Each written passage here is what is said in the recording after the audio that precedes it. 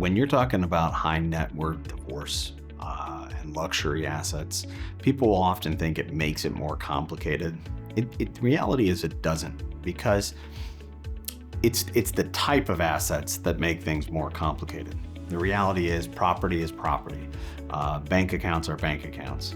That is not where things get complex. It's usually when there's assets that are not necessarily fungible, like money.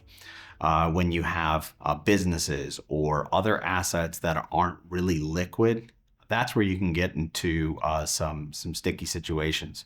When I am talking with clients about division of assets, especially in a high net worth divorce, I really break it down into 4 steps. The first thing we got to do is we got to identify. Do we have everything identified? Do we know where everything's at? Then we want to classify it. Is it marital property or non-marital property? Then we want to value it. Okay, and this is where you can come into sticky situations, because valuing some assets can be very difficult. Now, after we valued it, then we divide it, and we divide it equitably.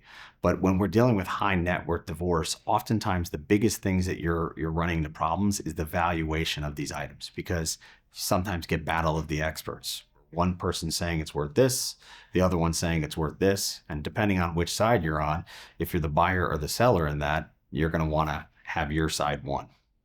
Dividing real estate in a high net worth divorce is not as complicated as some people like to make it out to be. The reality is this: if we've identified all the real estate that's out there, we've classified it as marital property, now we got to figure out, well, who wants it, right? If you have a primary home and you have a summer home, sometimes that's an even swap where you get this one or I get this one.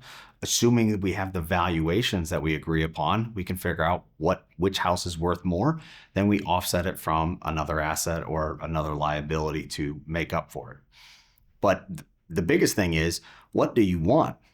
Once we figure out what you want, then we can create a plan to get you that based upon the asset valuations as a whole. What I always tell people to do is, don't go down an assembly line and just divide up the property one at a time. You want to make sure you have a whole picture. Do you understand all the assets and liabilities of the estate? And then figure out how we're going to make that work for you.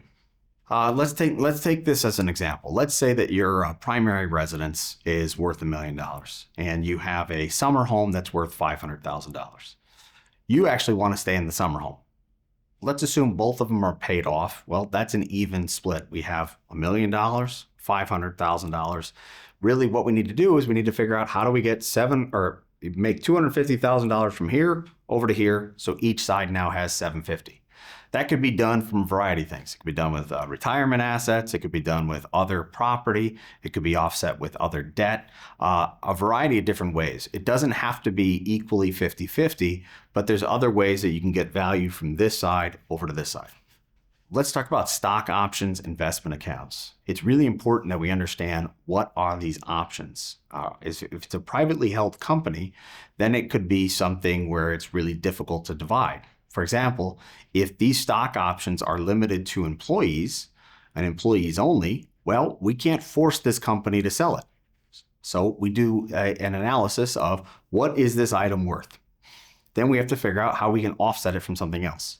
So in a situation like this, maybe it's a privately held company where one of the spouses owns a portion of that, and let's say it's worth $500,000. We cannot force that person to sell that asset or liquidate that asset because they don't have control over that.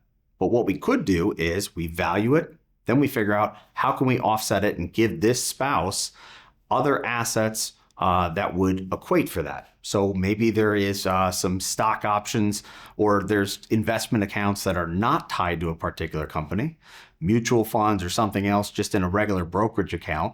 We could take those and give, say, 100% over to this person.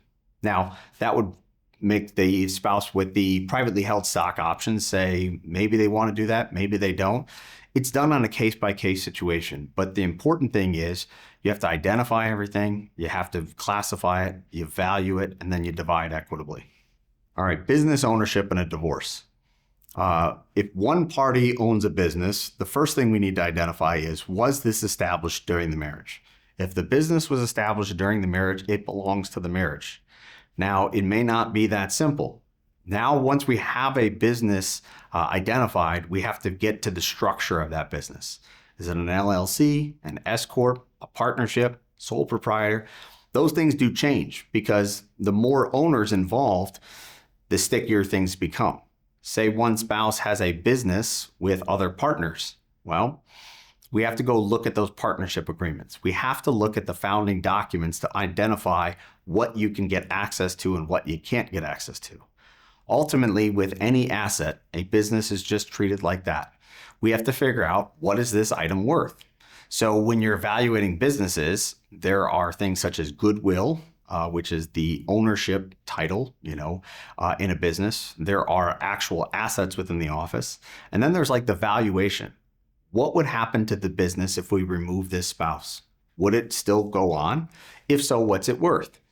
If it's a company with stocks, that's one way you could evaluate it. There's so many different ways that you can do it, but ultimately what you want to do is you want to get a fair market value of this business.